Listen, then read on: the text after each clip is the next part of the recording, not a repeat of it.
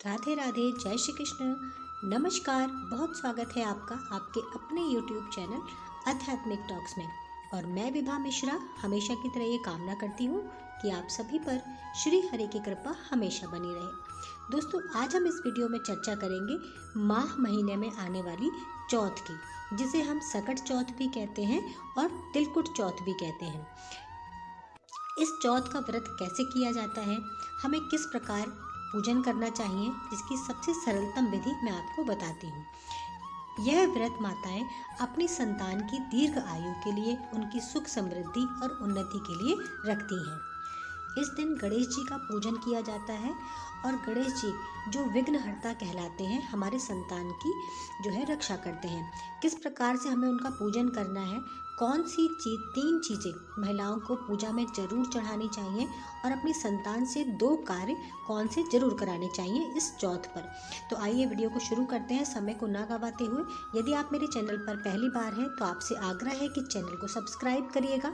आशा करती हूँ कि वीडियो पसंद आएगा तो आप अपने प्रियजनों में और मित्रगणों में इसे ज़्यादा से ज़्यादा शेयर करेंगे।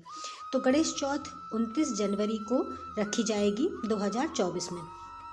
इस दिन जो है चौथ तिथि का प्रारंभ जो हो रहा है वो सुबह 6:14 से शुरू होकर 30 जनवरी को सुबह 8:29 पे ख़त्म हो रहा है।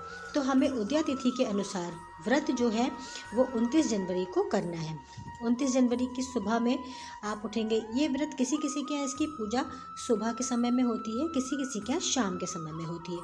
तो जैसा भी आपके यहाँ होती हो उसकी विधि एक ही होती है। जो पूजा की विधि है वो आप सुबह में करें या शाम में करें, पूजा गणेश जी की ही की जाती है और सकट चौथ की कथा सुनी जाती है। इस व्रत में कथा का विशेष महत्व बताया गया है। कथा सुनने के लिए आप चैनल को सब्सक्राइब कर सकते हैं। मैं कोशिश करूंगी कि कथा का वीडियो भी अवश्य डालूं। तो सर्वप्रथम आपको क्या करना है, सुबह में ब्रह्म मुहूर्त में उठकर स्नान आदि करके, इसमें जो है कोरी साड़ी या कोरे कपड़े की आवश्यकता नहीं होती। आप साफ कपड़े धारण करिए। मंदिर की साफ़ सफाई करने के बाद आप अगर सुबह में पूजा कर रहे हैं तो भी वही विधि है, शाम में कर रहे हैं तो वही विधि है। सर्वप्रथम आपको कोई भी पाटा या चौकी बिछानी है। उस चौकी के ऊपर आपको पीला वस्त्र बिछाना है।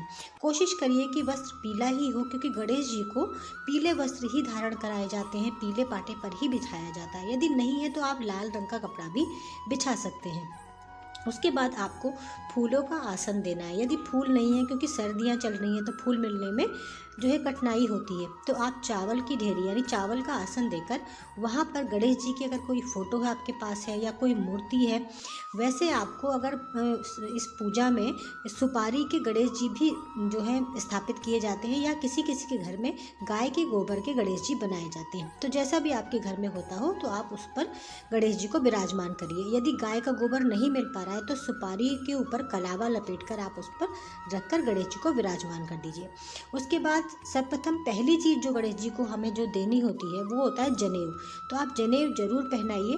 यदि जनेऊ आपको नहीं मिल पाता है तो आप कच्चे सूत को 7 बार उंगली में लपेटकर या फिर कलावे को 7 बार लपेटकर आप जनेऊ बना सकते हैं। उसके बाद आपको एक लोटा लेना है, जिससे आप चंद्रमा को जो है अर्घ देते हैं।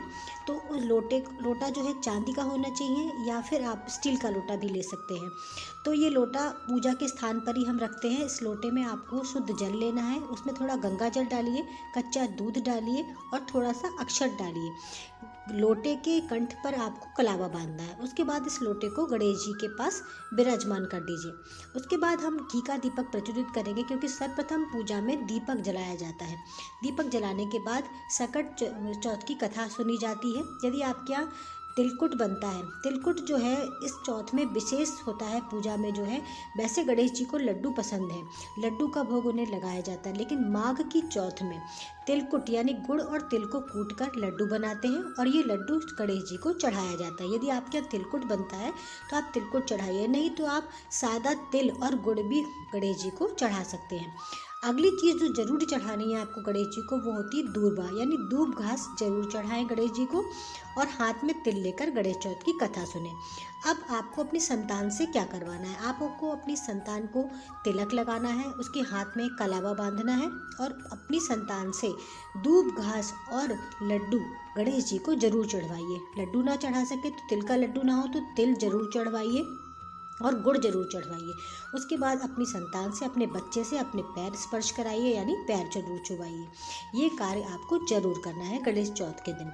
जो भी पूजा सुबह में होती है तो यही विधि आप सुबह में भी कर सकते हैं, और जो अगर आपके घर शाम में होती है तो ये विधि आप शाम को करेंगे। दिन भर जो है किसी किसी के घर में निर्जला व्रत भी रखा जाता है। अब बात करेंगे कि यदि हम पहली बार व्रत कर रहे हैं तो व्रत कैसे करें। देखिए, आप अपने परिवार में भी पूछ लें कि किस प्रकार से व्रत किया जाता है, लेकिन ये व्रत जो होता है ब्रह्म मुहूर्त से शुरू होकर और रात में चंद्र उदय होने तक ही रखा जाता है। कुछ लोग इसको निर्जला भी रखते हैं, कुछ लोग फलाहार भी रखते हैं। जो बहुत सी महिलाएं गर्भवती होती हैं या जिनकी तबीयत ठीक नहीं रहती या कोई किसी बीमारी से परेशान है तो वो फलाहार भी व्रत रखती हैं। तो जैसा भी आप अपने शारीरिक क्षमता के अनुसार इस व्रत को रख सकते हैं। मैं आशा करती हूँ कि आपको वीडियो पसंद आया होगा। पसंद आए तो इसे लाइक शेयर ज़रूर कीजिएगा। राधे राधे, जय श्री कृष्ण।